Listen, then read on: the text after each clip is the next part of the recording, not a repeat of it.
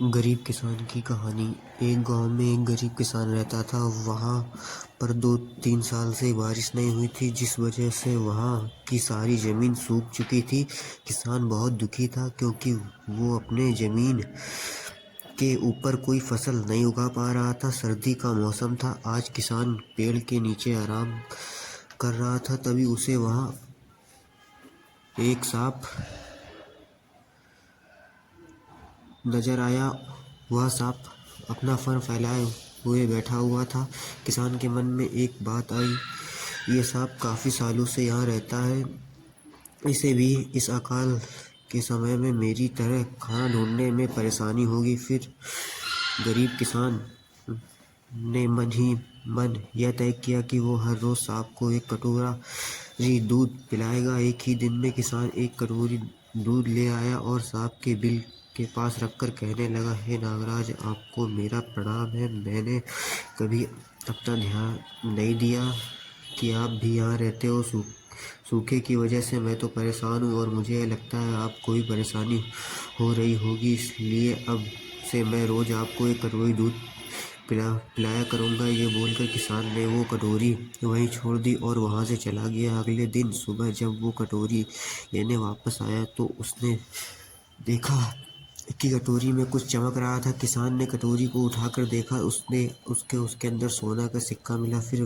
किसान हर रोज सांप को एक कटोरी दूध पिलाता और अगले दिन सुबह हर रोज उसे एक सोने का सिक्का मिलता। एक दिन किसान को किसी काम से शहर जाना था और उसने अपने बेटे को यह जिम्मेदारी सौंपी। उसने अपने बेटे को कहा, बेटा, ध्यान से एक कटोरी दूध सांप के बिल के पास रख देना। किसान के बेटे ने अपने पिता के कहे अनुसार एक कटोरी दूध सांप के बिल के पास रख दी। अगली सुबह उसे भी सोने का सिक्का मिला। उसके बेटे ने सोचा कि यह सांप तो बहुत कंजूस है, जरूर उसके पास बहुत सारे सोने के सिक्के होंगे, लेकिन यह तो हर रोज बस एक ही सिक्का देता है। अगर मैं इसे मार दूं तो मैं इसके सारे सोने के सिक्के ले सकता हूँ। अगली शाम जब लड़का दूध देने के लिए गया तो उसने सांप को देखते ही उस पर छड़ी से वार किया, मगर सांप भी सतर्क था। उसे छड़ी तो लगी पर उसने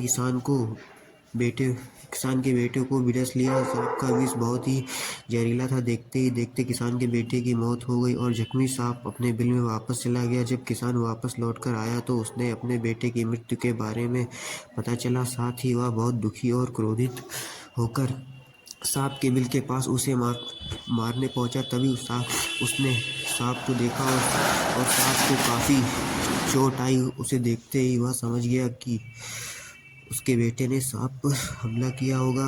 वो समझ गया कि परिस्थिति कुछ ऐसी ही होगी कि सांप ने उसके बेटे को डसा होगा। उसने हाथ जोड़कर सांप से माफी मांगी और सांप ने अपने बेटे को वापस लाने के लिए कहा। थोड़ी देर के बाद सांप अपने बिल में जाकर बाहर आया और उसने किसान को एक जड़ी बूटी दी। किसान जड़ी बूटी लेकर अपने मरे हुए बेटे के पास गया और उसने उसके नाक में के पास वो जड़ी बूटी रख दी। थोड़ी देर बाद उसका बेटा खांसता हुआ उठ खड़ा हुआ। जिंदा होने के बाद किसान के बेटे को उसकी गलती का एहसास हुआ। वो अपने पिता के साथ सांप के बिल के पास गया और उसने हाथ जोड़कर माफी मांगी और बोला, हे नागराज, मुझे क्षमा कर दीजिए। अब मैं किसी भी पशु पक्षी या जानवर पर हमला नहीं करूंगा, मुझे क्षमा कर दे। सांप ने भी खुश होकर अपना सिर हिलाया और वापस अपने बिल में चला। दिल को छू लेने वाली कहानी। वो एक लड़का था जिसका नाम आर्यन था और एक लड़की जिसका नाम श्रेया था। वे दोनों एक ही कॉलेज में पढ़ते थे और एक दूसरे के साथ बहुत अच्छे दोस्त थे। धीरे धीरे उनकी दोस्ती में दिल के करीब एहसासों ने जगह बना ली। एक दिन एक पार्टी में श्रेया एक अनहोनी की घटना का शिकार हो गई और आर्यन उसके साथ था। उस दिन से उनकी दोस्ती एक प्यार भरी कहानी में बदल गई। दोनों एक दूसरे के समर्थन में खड़े रहने लगे और उनके बीच एक खास बंधन हो गया। लेकिन खुशी की एक समय की कहानी थी, क्योंकि जिंदगी कभी कभी अपने रंग बदल देती है। एक दिन एक घातक रोग श्रेया को पकड़ लिया और डॉक्टर ने उसे बताया कि उसका समय कम हो गया। आर्यन ने दिल के दर्द के साथ उसके समर्थन दिया, लेकिन श्रेया के हृदय में एक अजब भावना थी। वह चाहती थी कि वह अपने प्यार को खो दे, जिससे वह इस दर्द के मुकाबला कर सके। उसकी दिल की ये अभिलाषा आर्यन को जानने में थी, और वह श्रेया के साथ जितना भी समय बचा था उसे उसकी प्यार भरी ख्वाहिश पूरी करने का फैसला किया। वे एक बार फिर साथ आए, खुद को इस प्यार में खो दिया और अपने दिल की बातें आपसी शर्तों के बिना कह दी। श्रेया की आंखों में खुशी और दर्द दोनों दिख रहे थे, क्योंकि उसे पता था कि उसके प्यार की अंतिम ख्वाहिश पूरी हो रही थी। उनकी खुशियों और दुखों से भरी एक साथ गुजरी रात के बाद श्रेया ने अपनी आंखें बंद कर ली। उसके अंतिम समय में उसका अंतिम मुस्कान आर्यन को था। उसके प्रियजनों ने देखा कि वह खुश थी, क्योंकि उसने अपने प्यार को पाने का एक अद्भुत सफ़र पूरा कर लिया था। कहानी अपनी तुलना दूसरों से ना करें। एक बार की बात है, किसी जंगल में एक कौवा रहता था। वो बहुत ही खुश था, क्योंकि उसकी ज़्यादा इच्छाएं नहीं थी। वह अपनी ज़िंदगी से संतुष्ट था। लेकिन एक बार उसने जंगल में किसी हंस को देख लिया, और उसे देखते ही सोचने लगा कि ये प्राणी कितना सुंदर है। ऐसा प्राणी तो मैंने पहले कभी नहीं देखा। इतना साफ और सफ़ेद यह तो इस जंगल में औरों से बहुत ही सफ़ेद और सुंदर है, इसलिए यह तो बहुत खुश रहता होगा। कौवा हंस के पास गया और उससे पूछा, भाई तुम इतने सुंदर हो, इसलिए तुम बहुत ही खुश होगे। इस पर हंस ने जवाब दिया, हाँ मैं पहले बहुत खुश रहता था, जब तक मैंने तोते को नहीं देखा था। उसे देखने के बाद से लगता है कि तोता धरती का सबसे सुंदर प्राणी है। हम दोनों के शरीर का तो एक ही रंग है, लेकिन तोते के शरीर पर दो दो रंग हैं। उसके गले में लाल रंग का घेरा और वो सूर्य हरे रंग का था। सच में वो बेहद खूबसूरत था। अब कौवे ने सोचा कि हंस तो तोते को सबसे सुंदर बता रहा है, तो फिर उसे देखना होगा। कौवा तोते के पास गया और पूछा, भाई तुम दो दो रंग पाकर बड़े खुश हो गए। इस पर तोते ने कहा, हाँ मैं तब तक खुश था जब तक मैंने मोर को नहीं देखा था।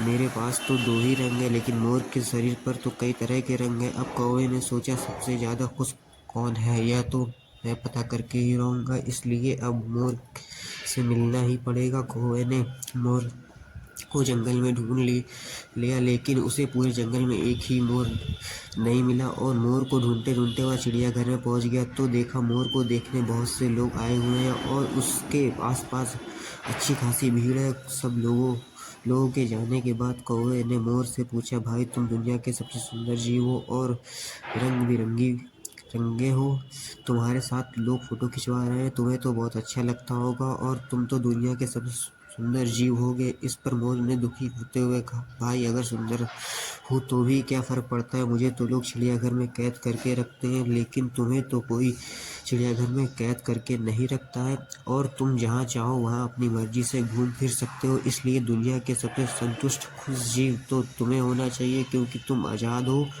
कौवा हैरान रह गया, क्योंकि उसके जीवन की अहमियत कोई दूसरा बता गया। दोस्तों, ऐसा ही हम लोग भी करते हैं, अपनी खुशियों और गुणों की तुलना दूसरों से करते हैं, ऐसे लोगों से जिनका रहन सहन का माहौल हमसे बिल्कुल अलग होता है। हमारी ज़िंदगी में बहुत सारी ऐसी चीज़ें होती हैं जो केवल हमारे आसपास हैं, लेकिन हम उसकी अहमियत समझकर खुश नहीं होते, लेकिन दूसरों की छोटी खुशी भी हमें बड़ी बड़ी लगती है, जबकि हम अपनी बड़ी खुशियों को इग्नोर कर देते हैं।